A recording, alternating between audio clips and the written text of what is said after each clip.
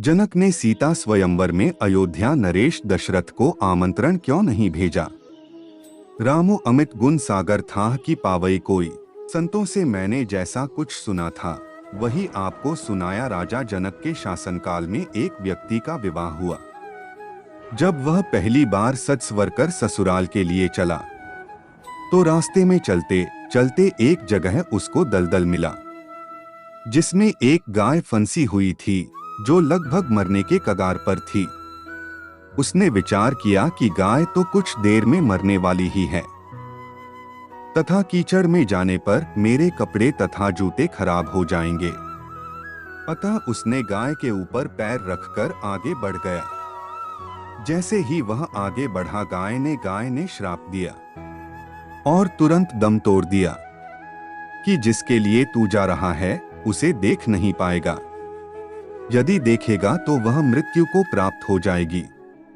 वह व्यक्ति अपार दुविधा में फंस गया और गौ श्राप से मुक्त होने का विचार करने लगा। ससुराल पहुंचकर वह दरवाजे के बाहर घर की ओर पीठ करके बैठ गया और यह विचार किया यदि पत्नी पर नजर पड़ी तो अनर्थ हो जाए। परिवार के अन्य सदस्यों ने घर के अंदर चलने का काफी अनुरोध किया किंतु वह नहीं गया और न ही रास्ते में घटित घटना के बारे में किसी को बताया। उसकी पत्नी को जब पता चला तो उसने कहा कि चलो मैं ही चलकर उन्हें घर के अंदर लाती हूँ। पत्नी ने जब उससे कहा कि आप मेरी ओर क्यों नहीं देखते हो तो भी चुप रहा। काफी अनुरोध करने के उपरांत उसने रास्ते का सारा वृतांत कह सुनाया।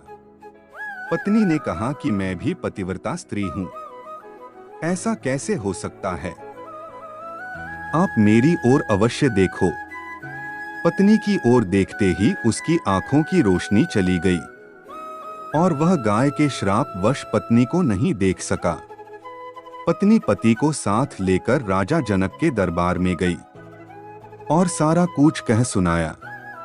राजा जनक ने राज्य के सभी विद्वानों को सभा में बुलाकर समस्या बताई और गौ श्राप से मुक्ति का सटीक उपाय पूछा।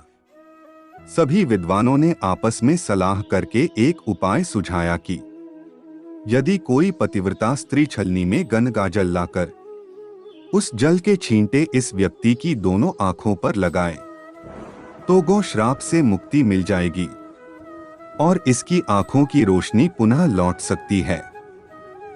राजा ने पहले अपने महल के अंदर की रानियों सहित सभी स्त्रियों से पूछा तो राजा को सभी के पतिव्रता होने में संदेह की सूचना मिली।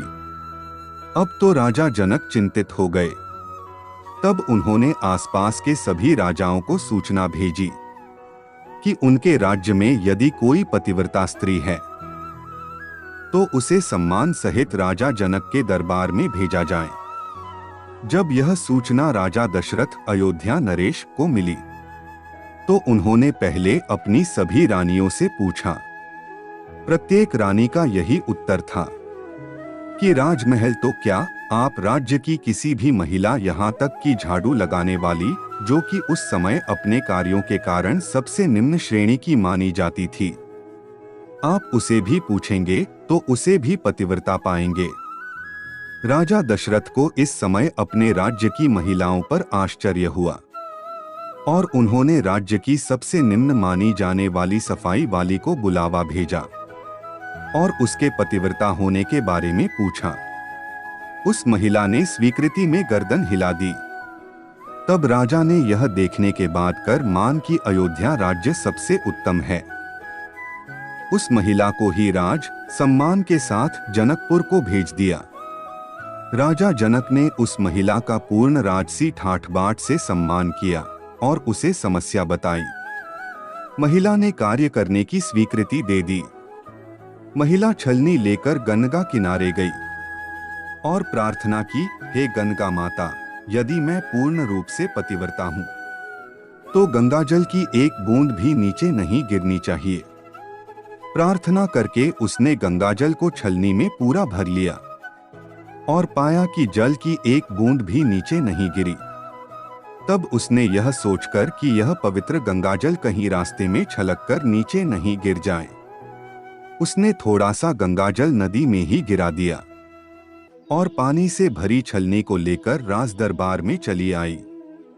राजा और दरबार में उपस्थित सभी नरनारी यह दृश्य देखकर आश्चर्यचकित रह गए तथा उस महिला को ही उस व्यक्ति की आंखों पर छींटे मारने का अनुरोध किया।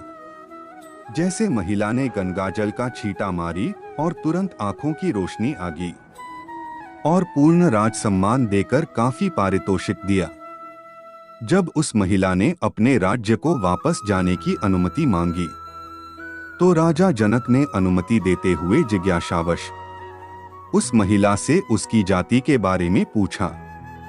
महिला द्वारा बताए जाने पर राजा आश्चर्यचकित रह गए।